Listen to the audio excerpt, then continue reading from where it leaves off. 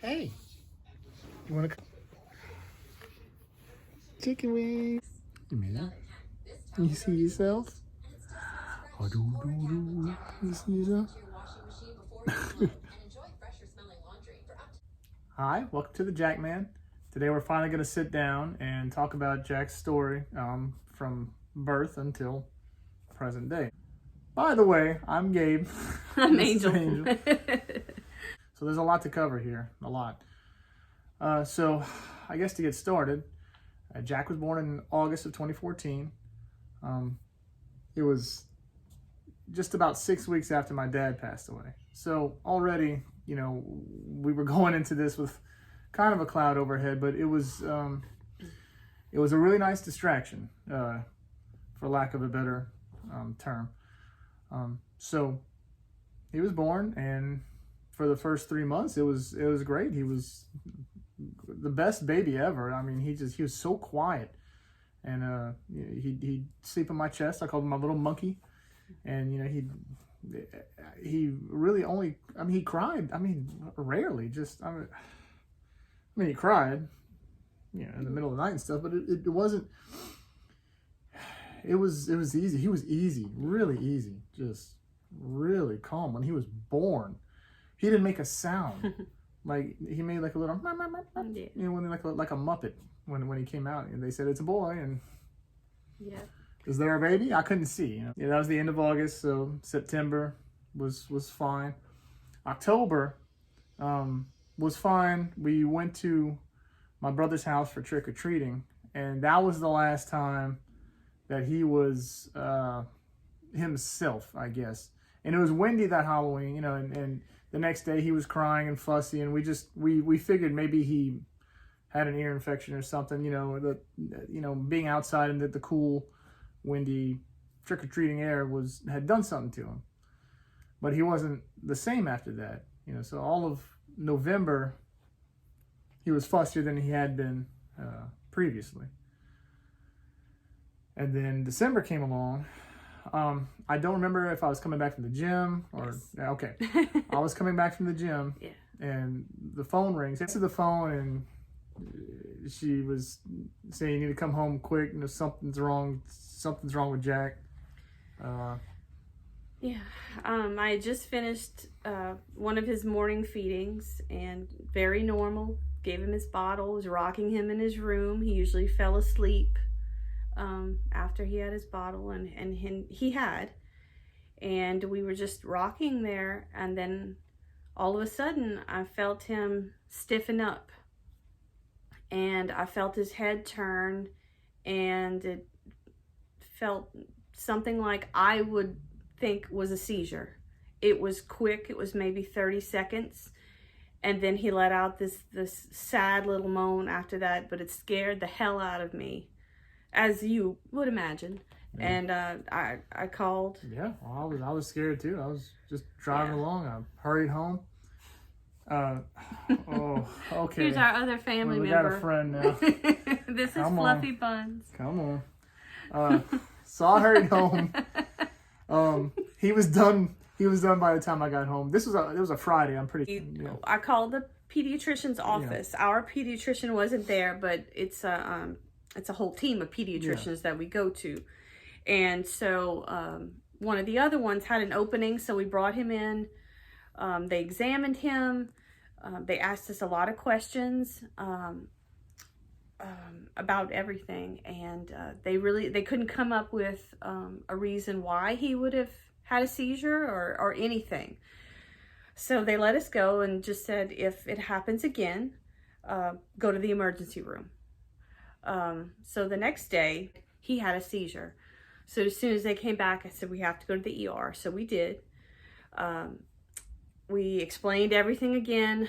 They brought him in for a CT scan, and that went well, and it didn't show anything. And for a baby that's almost 4 months old, their brain is not very dense. So on a CT scan, it doesn't show much unless it's significant damage or a significant problem. And it didn't show anything. So we just kind of stayed in the ER. They watched him a little while. They really didn't have anything to say. And then they were about to release us, and he had a seizure in front of the doctor, the attending doctor, and the nurse. Then they said, okay, you need to go to the ER in Baton Rouge. And I guess they suggested Baton Rouge because it was closer to us instead of New Orleans. To this day, I don't know why, and we didn't question it at the time. No, not at the time. Man. No, So they took Jack and I in an ambulance to Baton Rouge. We had to leave Sophie with my mother-in-law. It was the first time we'd ever left Sophie alone from us, ever with anyone. She was 3. She had just turned 4. Yeah. She had just turned 4. So it was a lot for her. It was a lot on us too, for all the reasons. So Gabe grabbed some stuff and drove to Baton Rouge to meet us up. And we were questioned about all the things again, medical history, any problems, nothing. So they scheduled an MRI for the next day, a sedated MRI, since the CT didn't show anything from the previous hospital. They did an MRI. It didn't show anything wrong, nothing. They did they did blood work. They did all kinds of tests, nothing. The pediatric neurologist on call at that hospital was not there because by this time it was a Sunday, and ordered a 30-minute EEG. They did that on Jack. It didn't show anything, nothing at all. This neurologist was supposed to come to the hospital to see him. Mm-hmm. But after the EEG didn't show anything, she relayed the message to the resident at the time that Jack was not having seizures. It was just must have been something else. He wasn't having any. So she wasn't going to come and see him, talk to us, examine him, nothing. They gave us a very small a prescription for a very small dosage of Keppra, which for any child having seizures for any reason, that's usually what they do, give you a very small dose of Keppra as a prescription, and said call her office on Monday. You can maybe make a follow-up appointment and just let us go. Yeah, and that was our introduction to this part of the medical world. So we went home exhausted and still worried, and we got his medication and everything. I called the neurologist office the next day like they had told me to, and the first available appointment was about 3 months after that, and we weren't listed as a priority or anything because he wasn't having seizures.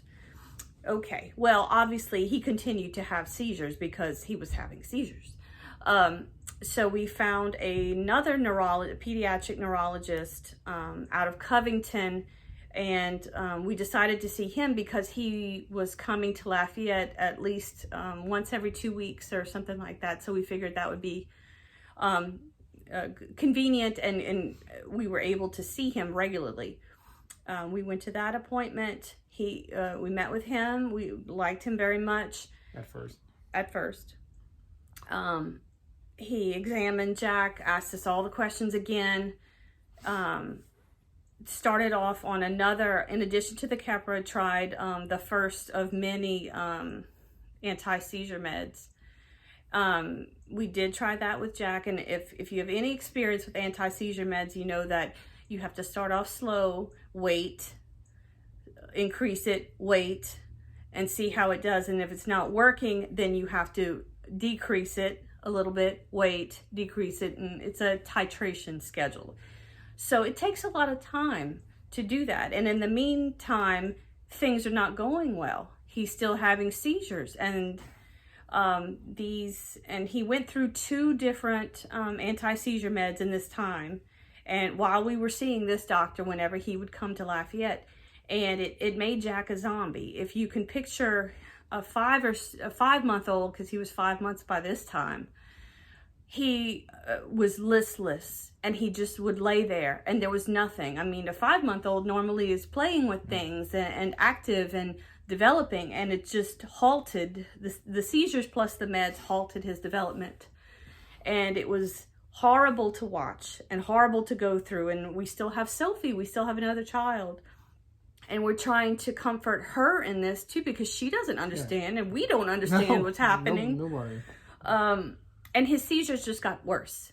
They got worse and worse to the point where he would have screaming seizures, and he would scream and his little hands would hold his head, and it was awful. I mean, still to this day is awful. If I hear certain babies crying a certain way, it still triggers me now, and it's been 6.5 years. And we would call this doctor that we were seeing, this neurologist, and tell him about this thing, and he would just, well, I don't know, well, we can try this med, and he didn't want to deal with it. He didn't know why Jack was having these seizures, and he didn't know why nothing was working. And so they started avoiding our calls. They wouldn't call us back for days. I was at my wit's end. I'd have to talk to our normal pediatrician to try to get some help. She would actually have to call this neurologist to get anything done. They weren't doing anything, and it was just horrible. So in the while this is going on, so we have to find another neurologist. So we found one at Children's Hospital New Orleans, but we could not get an appointment until May, and at this time it was like the end of February. So we took it anyway, and well, what are we going to do in the meantime? Whatever, we'll just keep on. I mean, we were stressed and upset and no sleep and all of this, and then in the meantime, Jack's development is suffering, his health is suffering. At this time, I started noticing that he was having a different sort of seizure only at night. I could hear him and I could see it. And it was his legs were going up about at the same time, like a jackknife position. And I called the doctor. Of course, he never called back. Their office never called back. They actually had a medical online portal. I'd send messages, nothing. At the time, we had Gabe's cousin was a nurse at Children's Hospital New Orleans. We told her what was going on. She spoke to the head of pediatric neurology at Children's Hospital New Orleans and described what was going on. And she said, absolutely, without a doubt, you need to demand a 24-hour EEG. There's something going on with him. And she said, don't stop until you get this test. So finally, he agreed and had a 24-hour EEG set up at the local hospital here. So I stayed with Jack overnight. We recorded it, everything. I get a call from him a couple of days later saying, okay, well, it's infantile spasms. And if you know what that is or you've heard of it, it's awful. It actually is called a catastrophic type of seizure for infants. It destroys development, and the main thing with infantile spasms is it needs to be diagnosed right away, and it needs to be treated right away and aggressively. And now, how much time had passed from when Jack actually started having these to when it was diagnosed, I don't know to this day, but I know that Months. The lack of response from the doctor to this was detrimental to him. Yeah. So immediately the doctors gave us the options for treatment. One was a steroid, and one was an ACTH injections. He spent about a half an hour telling me about how ACTH is so expensive and on and on and on. And I literally said, I don't care. Can we just get him started on treatments? So he did start him on a steroid. They sent us all the medication and everything. So we did start Jack on that. It was, I believe, a 3 to 4 week period of the steroids to help. Now, I found out later that when you put a child on these steroids, you're supposed to have their blood pressure monitored every week. all of their vitals because it's so hard on their system and it could cause cardiac events. He never did that. He gave us the medication and was gone. He never followed up, never got a call, nothing at all. Never heard from him again. But the steroids did help Jack. It actually, it did help the spasms. It took care of them. Now, Jack's development, though, had suffered in all of these months. And by this time, this was the beginning of May when we finished the steroids. We found out the spasms were gone because we did go to Children's Hospital in New Orleans with a new neurologist. She had an EEG done to make sure that they were gone because we told her about the previous doctor and everything, and she was horrified at most of what we told her, as any good neurologist would agree. But Jack, even though Jack had thankfully had gotten over the infantile spasms, he was still having seizures. And so she wanted to try some other anti-seizure meds, but in a different way than the previous doctor. And so that began a long course of trying to figure out which ones helped him and which ones didn't.